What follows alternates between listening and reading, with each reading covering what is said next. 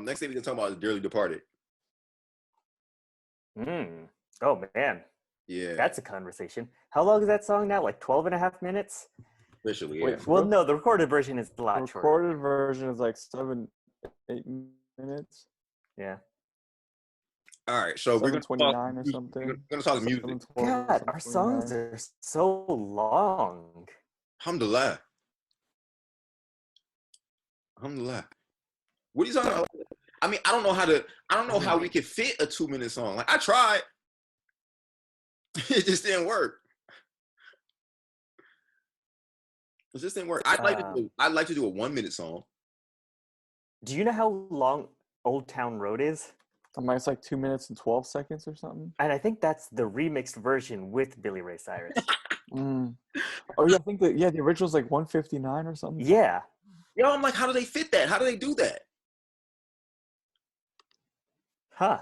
I don't know. The thing is, I don't know, man. Are we doing something wrong? no, the thing is, man, like when I read that, when you make a song that's half the length of like a 3.5-minute, 4-minute song, what happens is you double the amount of plays on Spotify, on iTunes, No. all these places, and then it's like, if we can shrink a song, it's more better for us. Less lyrics to memorize, less whatever, less filler, less beat, and we get double the plays, and then that in turn can turn into double the revenue. Yeah. And I think if it's like a minute and a half or something, you can also put it on Instagram. Yeah, I mean, there's so much you can do with a minute and a half song. The only problem with it is what you'd have to do afterwards. Because let's be real, he's gonna be singing Old Town Road, right, forever, ever. And I don't know. I don't know if he really is interested in doing that. Like they're literally gonna. I mean, name me another Nas X hit. The only other one I know is Panini, and I only feel Panini. That's because that was shoved down your throats after. Yeah. Right. They had to shove it down your throat. Yeah. He's gonna the rest of his career. He's gonna be singing that same damn song. Mm-hmm. I don't know if I'm interested in that. I mean, imagine you box yourself in so bad that you can't, like, at least with Dearly Departed, we can pick it apart and make it 2 minutes. Yeah. You can change that up. When we perform, we have. That's right. We can do that without Billy Ray Cyrus. Or we can make it 40 minutes. Right? Yeah. We have also made it 40 minutes. All right. We tried. I'm pushing it. We haven't quite gotten there yet, but I'm pushing it. No, that was Trouble Over the Water that we did. You did for a long ass time? You remember with the whole Leftist collective? That was nice, right? Trouble over the water, trouble over the water. Trouble over the water, trouble over the water. Trouble over the water, trouble over the water. Yeah, at the Artist Sphere, or I think in Arlington. Stars and Smiles at the Artist Sphere. Yeah, the building was called the Artist Sphere. Yep. That was a dope event. That was a dope event. All right, so are we officially in yet? We haven't? Yeah, we're in. All right, cool. Yeah. We're lifting down there. No. All right, cool. Yeah. All right, well, now everyone's in. There we go. All right, cool. So let's talk Dearly. One of my favorites, Dearly Departed. Our first song. It really is our first Leftist song, right? Yeah. It really it's officially the first song we rehearsed, the first song we ever recorded. Hey, you remember when we first did that joint? It wasn't like that was our first. That was our first song. Like so. Yeah. We just said it was the first song. I just said first, like it, like it make it more first than the first time. So when it was just you and I, you were on the drums. Yep. I did the vocals, and it was really bad. Leave with your own, no hope. We're coming home once it's over. Your last breath, rest with your coach. Your skills to swallow hard, it's a choke on pills. If you were gonna make it, others assimilated. The rest for displaced though.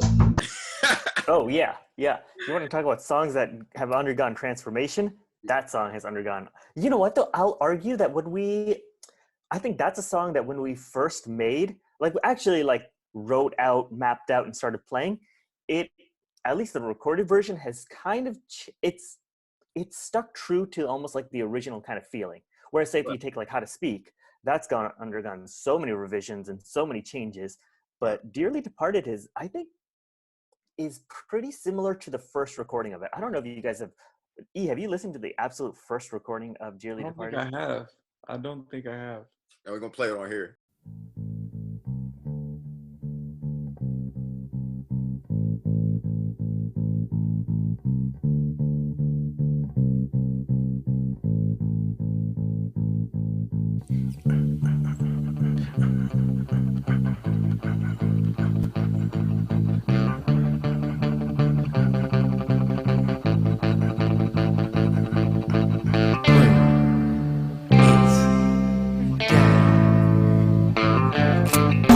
Impose my will, the orders are to close the deal. Don't fault me, I was told to kill. This is getting open ill. Rolling them doses, leave with your own. No hope for coming home once it's over. Your last breath, rest with your coach. Your skill to swallow hardships and choke on pills. Very few are gonna make it, others assimilated. The rest were displaced or stripped bone naked in basements. The same basements they once prayed in. Defaced in the same basements they once played in. Raped in the same basements they once made. Relations, my country, 'tis obvious. Outgrown it far from where you started. We're coming through your front door, home's where your heart is. This just makes you accessible targets. Let's all play a part in the Dearly Departed. I'll say the live version has changed significantly. That is very true. Sometimes I can't even tell like which cover have we thrown into it this time. Which covers have we thrown into that song? So live. There might be only, well, there's at least 4. Okay. I want to say. Yeah. So Michael Jackson. Definitely, yeah. They Don't Really Care About Us. Mm-hmm.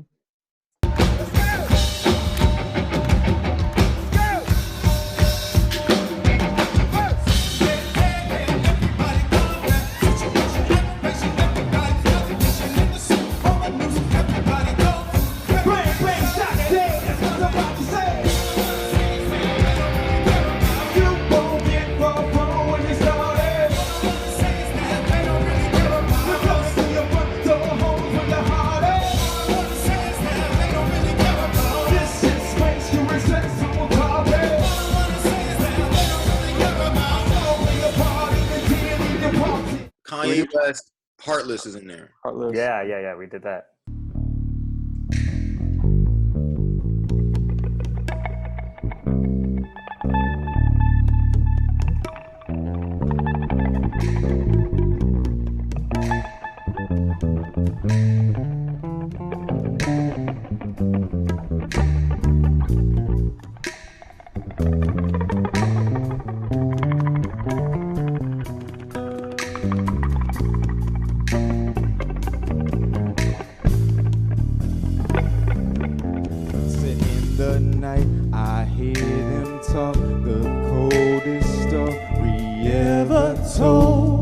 Somewhere far along this road, he lost his soul to a woman so heartless.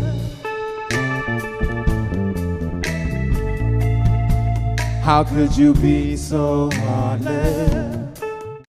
We also did Childish Gambino. Childish, yeah. No, I forgot what this. Redbone. Redbone? Yeah, Redbone is in there.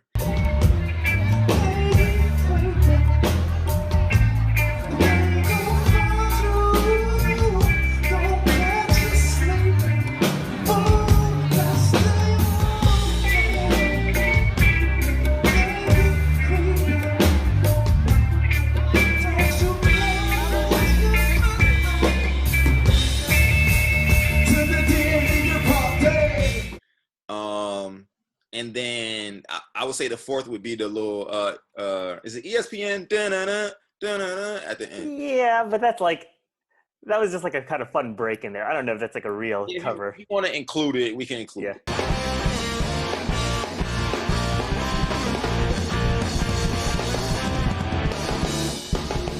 Well, Dearly Departed has at least 3, and the live version has 3. 4-ish covers in the midst of it. And that's interesting. Why do you think Dearly Departed lends to that kind of scope? Because every time I go back to Dearly Departed, I want it to be bigger. Yeah.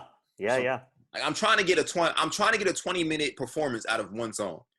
Right? Dearly Departed is the only song that I think get close to that. Yeah, definitely. I can get 20 minutes from this jump. It's such a it's Bombshell. I think we definitely get a lot from Bombshell. We could get 20 minutes, but I had to be dancing the whole time. And sorry. No. Sorry. Dearly Departed has so many. Like Bombshell is great, and you can keep that extended. But Dearly Departed goes through transitions. You know, and I think a lot of those transitions lend themselves to a lot of covers and samples that we can put in there. You know, like it's every transition is a nidus for us to go someplace else with it. That's true, and I feel like that's definitely because Dearly goes through a wide range of emotions in one song. Yeah, that's a heavy song lyrically too. It is. Mm-hmm.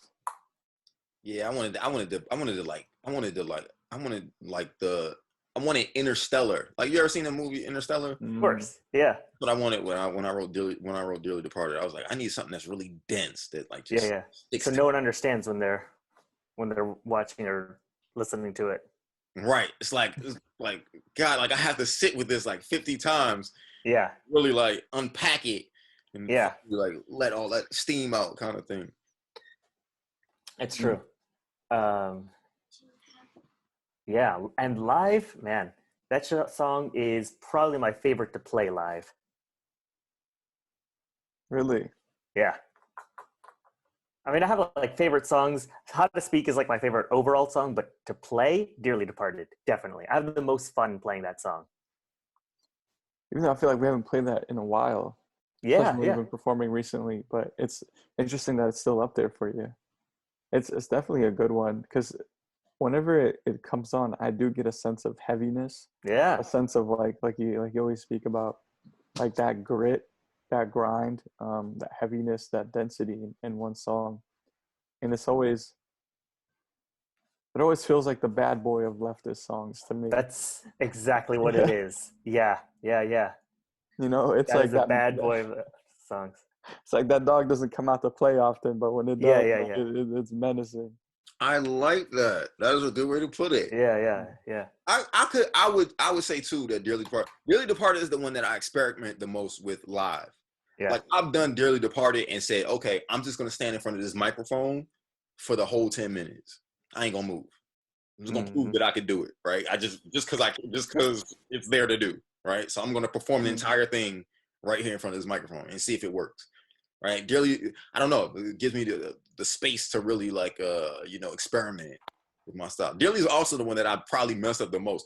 Dearly and Bombshell, and Lower Your Gaze. I've done I've done the second verse at the third verse spot. I've done the third verse at the second verse spot. I've done the second verse twice, and it's the worst because Dearly comes off on the third verse. It comes off into that full breakdown. How much do your Holocaust, right? So you can't do that with the second verse.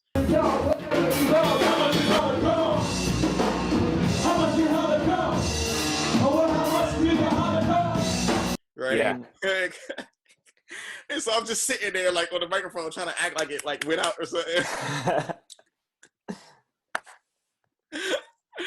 Yeah, those boy, I get through the how many sound engineers and we're like, his mics are on. They're like, this mic is fine, fool. I'm like,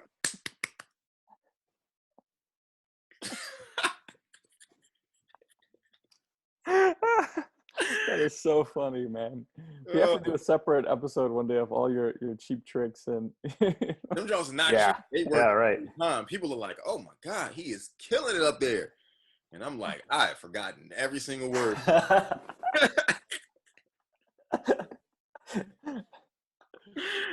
I don't know what I'm doing up here right now. Keep playing, guys. Just keep going. I'm gonna get back into it at some point. Just make it as we go along. It's only when you deal with somebody who really knows the songs that's like, you messed up. Yeah. Man, Yeah. I hear you messed up, lower your gaze. I'm like, shut up. Well, I think of like all the leftist songs, that's the song where I probably know all the lyrics myself too. Dearly? So I just like sing it on stage myself. Yeah, that's interesting. We tend to sing Dearly Departed all together. Yeah. Biological tyrant, conspiring to bring my own justice. I've hired the firing squad and the hydrant. See if you get adequate hydro for your pyro. Bombs over what? Who's out in Chicago? It's crazy how like as tough as a song it is, as dense as a song it is, it's very like sing along. For what sure. I mean? And I think that's like the interesting part about it. Is that because of like the samples that we use? Like, is that because, like. No, because I don't know the lyrics to, any of the samples that we use. like, do they aid in the ease of singing along Sure. with it? Singing alongside Dean's lyrics, because. So the first one we ever threw in there was all I want to say is that they don't really care about us, right? Yeah. And I wanted that specifically for that reason, because we were opening with Dearly, but nobody knew who we were. Mm-hmm. Right? And it's such a big song, right? But it's a long song, so you're gonna lose people if you don't list them with something that they can, they can grasp onto. Definitely. And I didn't want to lose people in the song, and then also because being on the mic, you could get drowned out by the instrumentation. Yes, so for sure. I needed an earworm for people to hold on to while we were playing it, because it's like otherwise it's just a song. It's just a song. You know what I mean? Yeah. I needed people to be able to stay longer for a song that meant something and was as long as it was. So I was like, definitely was like, okay, this fits in here. Let's ride with that. You know what I mean? And what's interesting? I don't think I know how to play Dearly without the Michael Jackson part in it. Like, I don't know. Neither do I. I don't know how to. I don't know what it sounds like fully. Yeah. I know what it sounds like. Wow, that's crazy you say that. Yeah, because think about it. We've been playing it with that Michael Jackson joint for so long. As long as I can remember. Yeah, I don't remember. Like, I understand that the track is there, but we'd have to go back in and say, okay, relearn it. Yeah. Relearn it. We'd have to relearn it. Yeah. Because we all go back to and all that's got to be taken out. Yeah. Right. That's crazy. I got a question for you, Mahir. Mm-hmm. What came first? Was it Diabate's bass line, or was it the guitar riff? I can remember us sitting there doing it. I remember us in the back cave, and I remember me sitting on the couch, right?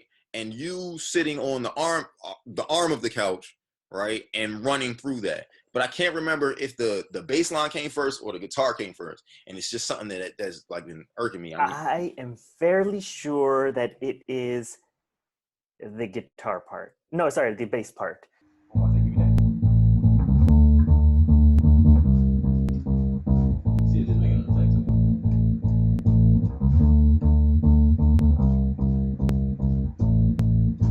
Only because, not necessarily I remember the situation, but I feel like, at least like knowing myself, what I would be comfortable putting that guitar over, and I would feel comfortable putting that guitar over with like that solid walking like bass line. You know what I mean? What's interesting? So once I hear, Oh, go ahead. No, I was just thinking about like that bass line, and when I hear that, I'm like, yeah, you know what goes on top of this? Like weird staccato guitar parts. Bro, yeah, because you're the only person that would be like, you know what goes on top of this? This weird ass staccato guitar part. Bro, there's no way in hell. Like, who comes up with that stuff? And it works. It works. It hella works, bro. It's like, I mean, imagine you're like doom doom doom doom doom doom doom doom doom doom doom doom, and then Mahir's like, it's like, bro, just, no, follow the chord, whatever, but don't do all that, right? Crazy, man. It's weird, yeah. You always got those though. The weird stuff. I like the weird stuff. Yeah, bro. That is 100% you. I'm trying to figure out how you even come up with the stuff at all. Like, where does your mind go with it? Because if you recall, when we did it that first time, bro, Yeah. that was, I'll tell you why it was terrible. Because I was out of breath.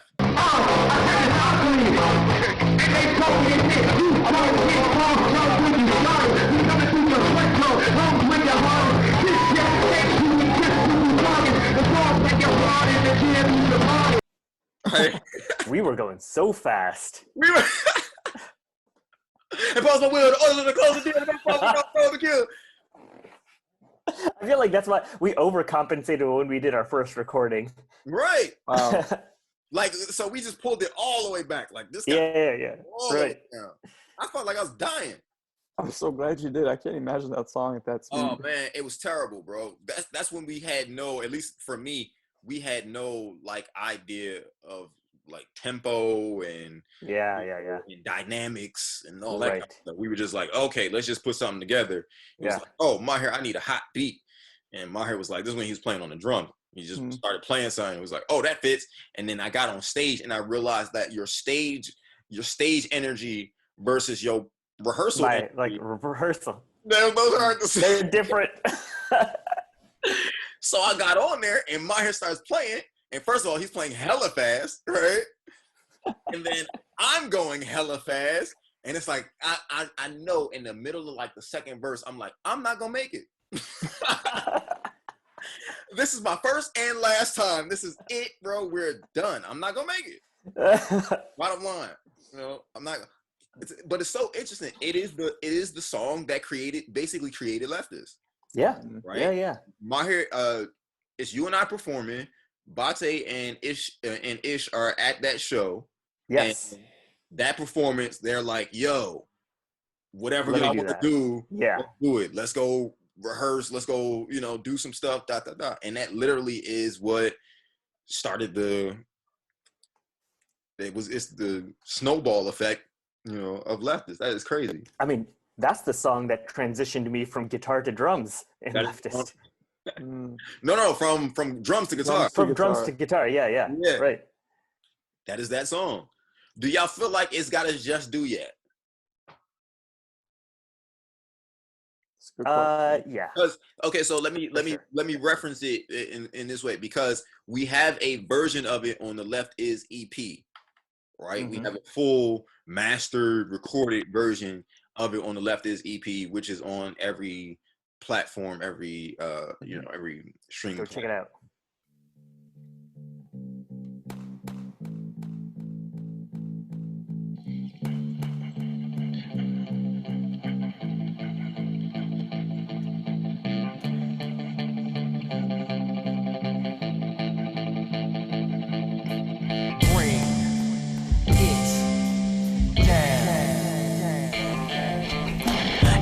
My will, the orders are to close the deal. Don't fault me, I was told to kill. It's getting Oakland ill, rolling them dozers. Leave with your own, no hope for coming home once it's over. Your last breath, rest with your culture skills to swallow hardships or choke on pills. Very few are gonna make it, others assimilated. The rest were displaced or stripped bone naked in basements. The same basements they once prayed in. They're faced in the same basements they once laid in. Raped in the same basements they once made. Relations, my country's his ugly, it's ugly. Get far from where you started. We're coming through your front door, homes where your heart is. This just makes you accessible targets. Let's all play your part in the deal of your party. I think it received its due at its time, but now in a point where we are much more well versed in studio, and where we want our music to be and how we want our music to sound, I would love to redo that song at Tonal Park Studios. Because I think it would sound very, very different and in a very good way. In a very good way. Not to take away anything from the song that is out there as it is, but now I feel like as a band we've become much better at creating our vision, our own vision the way we want it to, and creating our sounds the way we want it to. We have a much better understanding of it and a much better say of like creating it. Yeah. That I would love to redo even every song on that old old Sure. Leftist EP. Well, okay, let me bring two arguments to you in that case. Oh, One yeah. is I think one of the reasons why it may be different is just because we want to explore something different too, right? Like we've already recorded it one way, and that's done, and it's however you feel about it. And now when we re-record it, you may, again, that song has had so many additions to it, and I feel like every time we'd want to re-record it, we'll just kind of end up like exploring some new avenue. That's one thing, right? The other one is that in that case, no song will really ever be done. You know what I mean? 10 years down the line, we'll learn so much new about like creating the type of sound that we'd also want in there too. And I think both of those kind of feed forward into each other, that you can never really complete a song in that case. I mean, we've had this discussion before too, like when do you know a song is done? But they're just like two arguments I've been kind of thinking about too, that like that's just one where we'll just try something new for the hell of it. You got me, Mahir. I just want to tabla on that song. The truth comes out. Oh, son, they care about nobody else on this show. He's like, I don't care. I wasn't fully on it. I need to be on your joint. Forget y'all. Man. Oh man. Welcome to the dark side, my guy. Yeah. Oh. I don't have an argument against that. I need tabla on there too. Right. That's your favorite instrument. Of course, you'll be like, I would just say that. The reason why I want to and need to re-record it is because we weren't ready when we released it. We're ready now. What do you mean? The Left Is EP as it stands is Khalil's project. Khalil Ismail. Yeah. It's Khalil's project. It's not our project. Really? I feel like Khalil did more work than we did. I feel at least it's definitely a lot more of his influence, of his vision in there. Correct. Right. And that's because we, again, like I said, we weren't ready. Yeah. Right. We were, and that's hard to say. So we were ready for what we were. We weren't ready for who we would need to be to record it. You know what I mean? So we were ready in the time that we were ready. Whatever came out was supposed to come out. Yeah. Right? But bottom line is we weren't ready. We weren't where we needed to be to record it. And it's interesting because you never have anybody that comes to you and is like, you're not ready yet. Yeah. You're not, everybody's like, oh yeah, record. Oh, yeah, E?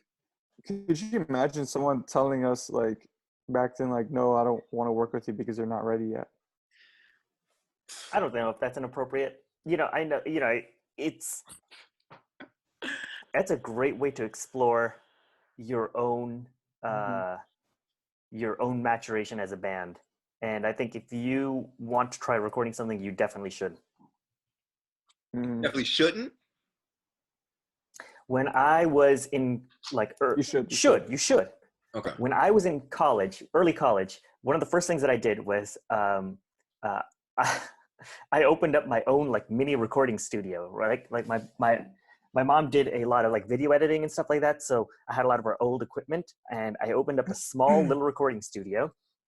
And the purpose of that recording studio was just for people it was for musicians and stuff like that who couldn't go to a studio and pay $60 an hour, right? I remember one time someone compensated me with a Chipotle burrito.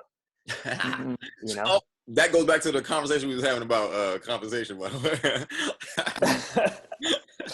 way. And that's a good value. Yeah, I think so too. I mean, and people would come in and they would record, they'd record something and they'd hear it back. I mean, it's cool because this was almost the first time the musicians were hearing their music back for the first time. It was so cool to see. And you can almost hear the clicking in their head, like, okay, wait, now that I hear this, here's something else I want to add. Here's something else I want to add. I think recording is a part of the music building process. So to counter that, because I agree with you, but do you feel like, I feel this way, I want to see if you feel this way, do you feel like it slowed us down because it wasn't what we wanted or what we wanted to hear? Did it slow us down? Yes. But did we need to be slowed down? Yeah. So I agree. So I agree, right? But I feel like in the recording process, I feel like that's where people lost their heart, if I'm being honest. Between that and the UMD and the art attack thing, that whole thing, I feel like that's where people started ducking being leftists, right? It was kind of like, it didn't go quite the way that we thought it would go. Yeah, I see what you mean. Yep. And so it was like, I mean, whether that be, sales, whether that be notoriety, whether that be just the recording of it itself, right? I feel like it really kind of dampened the spirit. For sure. And I don't know necessarily whether we can blame the actual recording process for that, but rather our expectations. You know what I mean? Yeah, so I think we had that expectation of like, oh, we'd record this album and it'd sound exactly the way it sounds in our head, and we're going to release it and we're going to make a ton of money and we're all going to have yachts. Right.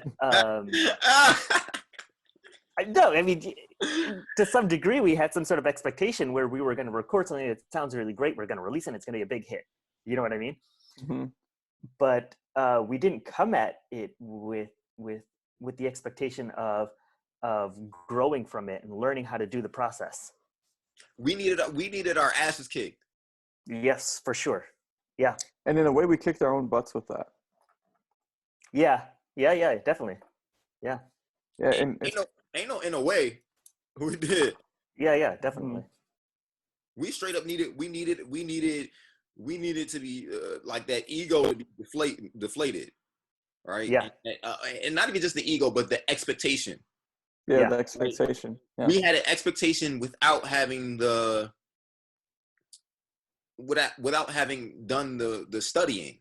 Right. We didn't know anything about online distribution and all that kind of stuff. So, and that's what I mean when I say we weren't ready. Yeah. Right. Yeah. We weren't. I mean, look, we were supposed to be in the time we were supposed to be. It was supposed to come out. It is what it is. But I would record it simply because we are much more capable of handling what comes with it. At least that's my of it. I obviously can speak for myself, but I think I am much more ready to handle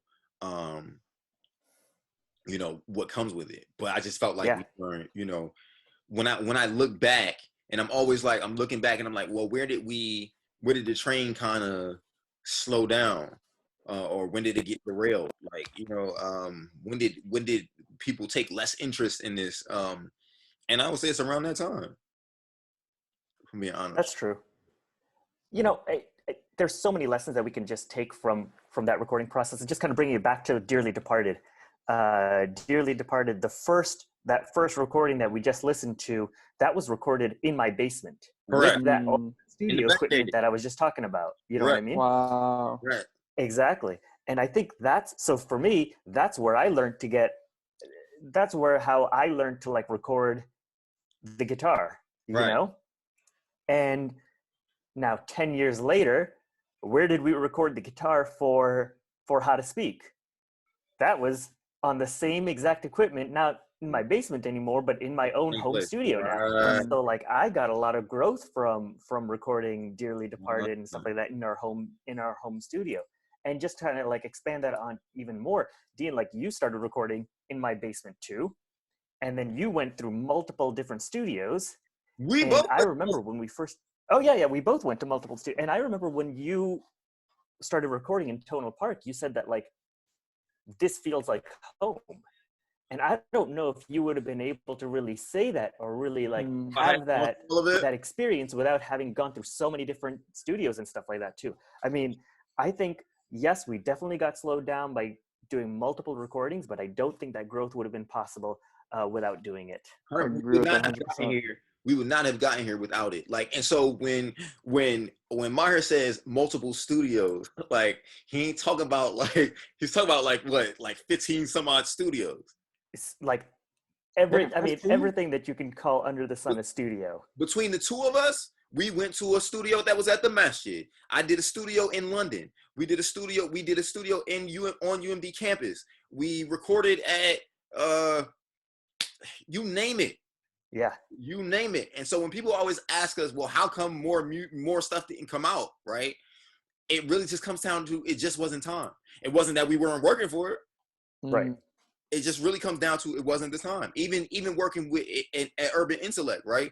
I go back and I listen to that version of Lower Your Gaze, and I'm like, that's a go-go song. That's not Lower Your Gaze. Yeah. Like that's their version of Lower Your Gaze, because we weren't equipped enough to handle. That's true. Building a song. It's different. It's different when you're just when you're just an artist that you could pick a beat out and that somebody already made and say, I'm gonna rap over this. Then when like you're dealing with every instrument, like all the instrumentation is a part of each one of us. Like, you know what I mean? It's just different. So the expectation is different. But I agree 100%. We would not have, and the other thing that I said about Tonal Park was, well, I told Don, who engineered the Strength project. I was scared. I was scared. I was absolutely afraid. I was like, I do not want to go through another situation where I feel like I go through all of this and I don't get the results that I want back. My rappers be like, my sanctuary, like this is the place I need to know. I can't stand it. I've had one good studio experience. Hopefully this goes a lot better than those. I mean, it's better than being in the closet. We've been like, it doesn't matter where it is. Like, we've been there at least. So it's the expectation, right? And it's the value that has just never what we needed. One time. So I be hella scared, like when I come in. Get all that recorded too. Yeah. So you hate the studio? For the most part, yeah. I have like not a hate, but I just like it's never been warm to me. Or I have to, find a way to, settle for something less than what I expected. Right. When you go through that many years of studios and something happening, we recorded a masterful Shemsu Welcomer at the mesh. What mesh? Yep. It was the one in Virginia.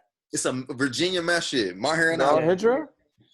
I think it was Dal Hijra. I think so. Whichever one had the studio, right? Yeah. Because we did both the studio at Dal Hijra, at the basement of it. A masterful version. That was a good one, right? It was excellent. Yeah. Better than the one that's on the website right now. Yeah. And when I tell you that, like we were like, okay, hitting the guy up months. What happened? The computer got the blue screen of death. Yeah. It's gone. Nobody could find it. Yeah. When I tell you we've been through so many choppy eras, okay, we're almost there. I recorded a great How to Speak in London. This is your story. Don't let them take your glory. This is your story. In ways they have not heard.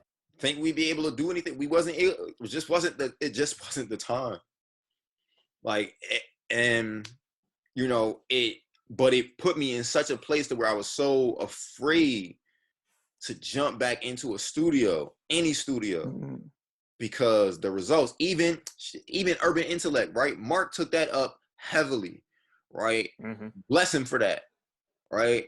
He spent hours on hours recording the old version of As Long as the Police Don't Get Me. They say it ain't so pretty, but I'll be good as long as the police don't get me. Stranger in my own city, but I'll be good as long as the police don't get me. I don't care if you don't feel me, but I'll be good as long as the police don't get me. just keep going. I know it seems so silly, but I don't need joking. I got to keep on living. I'll be good as long as the police don't get me. Recording Miriam, right? He took it upon himself to really, really put the effort in, and it don't sound like it do now. It don't sound like it do now. Right. And for some reason, I was like, okay, if you listen to the old Dearly, right? The problem with it was we weren't all tracking at the same time, right? We're an energy band, right? You can't put one person in the studio at one time. You gotta be there and tell him to come out, and then the next person go in, and then tell him to come out and expect the song. So when you listen, go listen to the old Dearly and listen to the new one, and you can tell the difference. The old one is pulling, right? Mm-hmm. When it should be pushing. Yeah. To move forward. Our songs have to move forward, right? I mean, all songs have to move forward, essentially, right? But definitely our song, because the energy behind it, you lose the energy behind it if it's pulling. The song is pulling. But who would have known that? Literally, it took till I got, I was like, yo, what was the issue with the old one? Why didn't it really connect? Like, some people connected with it, but why didn't it connect? It took till I got to, and that one we recorded, I want to say 2016 or something like that. 2016, 2015, the old, As Long as the Police Don't Get Me, which we now consider the demo version that we actually released. It took me to another 2 years to figure out that was the issue. It took me till I got to Tonal Park to hear it be played out and listen to it back to be like, yo, this joint is slow. Why didn't somebody tell me? Yeah. I thought it was the jam. So going through that whole process, I was like, man, I don't know if I want to do this again. I really just was like, okay, I might be better off just doing live shows, and that'll be it. So, but you're right, 100%. It's good that we went through it, because getting to this other side of, whatever this is, I feel like going into this next project, I'm like, yeah, like, I got my championship. Let's work. Like, you know what I mean? Like, okay, now we headed now we're headed to championship number 2. Now, like, I feel I got my legs under me now. I know how this is gonna work. I'm good with this. But it really took. Yeah. You are 100% right. It took all of those years. It took all of those iterations. It took, all of that.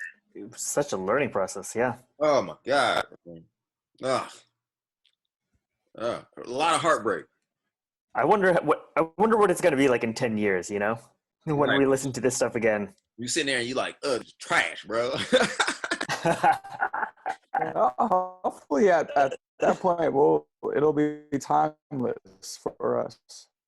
Maybe you're right. Yeah. At this point, it could be timeless for us. Yeah. I like the idea that maybe it'll be, it'll have its place in, in people's heart or some shape or form. That makes it timeless. Because I think that's what we all were checking for. We all were writing for the idea that it would last longer than us. Man. Mm-hmm. Hopefully that's it. I think Dearly will last longer than us. Yeah. I think Dearly Departed will definitely last longer than us. Because there will always be an oppressor. Bottom line. Yeah. Yeah. I mean, that song is always relevant. Yeah, there will always be an oppressor. Yeah. So I think definitely Dearly will last longer than us. Hopefully. We'll see, man. Been a hell of a journey though, my guys. I know. Yeah, it has. I know. Our journey has been like, I mean, you can see it in the songs. That's reasonable. If you were to listen to the first Dearly Departed and the latest Dearly Departed, someone will probably say, so you've been doing this for 10 years. Big facts. Big facts. Everybody's gonna be like, oh, yo, so y'all really worked hard.